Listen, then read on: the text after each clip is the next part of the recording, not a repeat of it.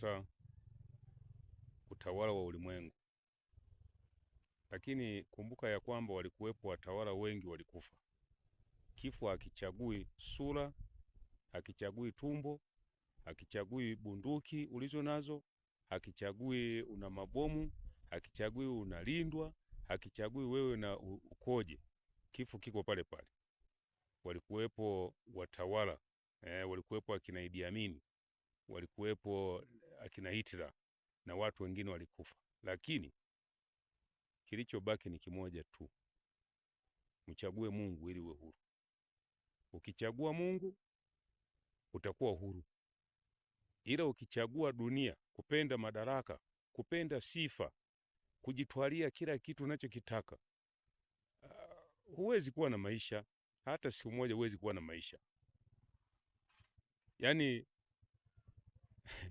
raha iliyo nzuri ni kwa Kristo peke yake, ila watawala ni wababaishaji tu. Hakuna mtawala hata mmoja anayeweza kumwokoa mtu, na ndiyo maana unaweza ukamlinda mtawala akadondoka hapo, pumzi ikamtoka hapo hapo, lakini huwezi kumpiga aliyemtoa pumzi hata siku moja. Huwezi kumshambulia aliyemtoa pumzi. Mungu ni Mungu tu. Watawala wengi wanakufa, lakini hakuna hata mtawala anayeweza kasema mimi sifi na ulinzi. Hata siku moja haijawahi kutokea. Kwa hiyo ni waombe ulimwengu mzima, kumcha Bwana ni chanzo cha maarifa, na mtu ambaye anamcha Bwana anakuwa na nafasi kubwa kabisa ya kuurithi uzima wa milele.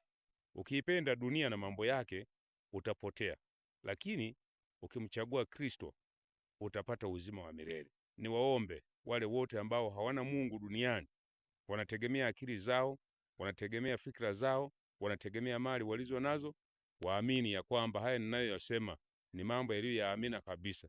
Uzima wa milele unakuja kwa kila mtu, lakini vitu ulivyo navyo vitapotea, nao utakufa tu. Kwa hiyo usitegemee nguvu na akili zako, la usitegemee vitu ulivyo navyo, ila tegemea ya kwamba Mungu yupo, utaishi. Utakuwa na kila kitu, utakuwa na ulinzi, utakuwa na mali, utakuwa na familia, utakuwa na mifugo na kila kitu ulicho nacho, ila utakosa uzima wa milele usipokuwa na Yesu Kristo. Ubarikiwe.